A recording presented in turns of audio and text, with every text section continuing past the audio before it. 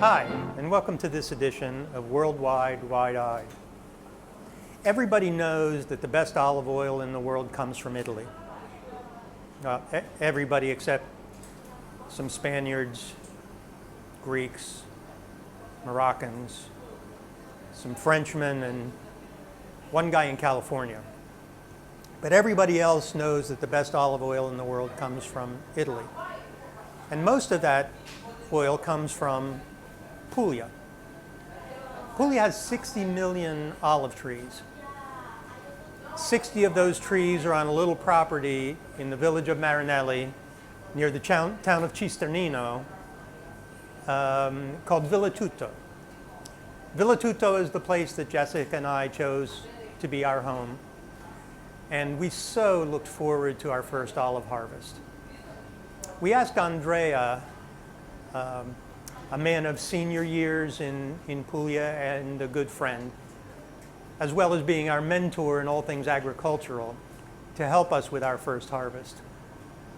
Unfortunately, just before we began to pick, Andrea hurt his neck, which required that he wear a foam collar around his neck. So he was unable to actually do the picking. But he would be there to help guide us and teach us. So the morning of the harvest, we ran to the ferramenta and we bought all of the things that the Olive Harvesting Equipment Manufacturers Association said we would need to harvest our olives.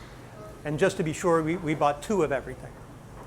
So we returned home and spread out all of our new toys and anxiously awaited Andrea's arrival so that we could begin the process of picking the olives. I'm sure that if we had tails, they would have been wagging at the time.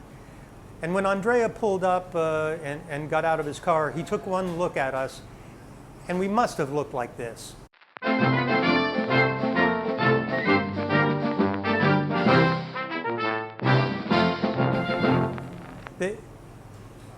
He began to laugh so hard, I thought his head was going to fall off, and I know to this day that it was only the collar around his neck that kept it on. But we persuaded Andre to calm down, and we sat him in the chair that overlooked the olive grove so that he could supervise our work.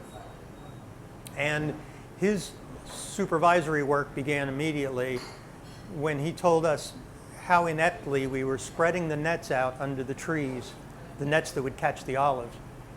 Apparently, we weren't overlapping the nets correctly.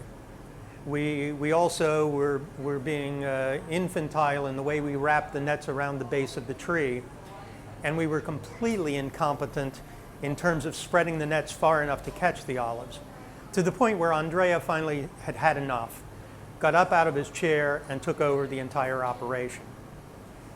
He found a stick about the size of the girth of a broomstick and about 1 meter long.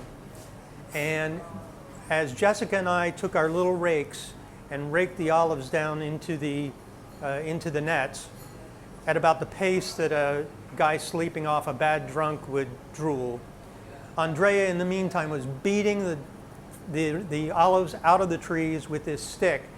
They were raining down so hard I thought I'd have to build an ark. It was a clear case of competence versus incompetence.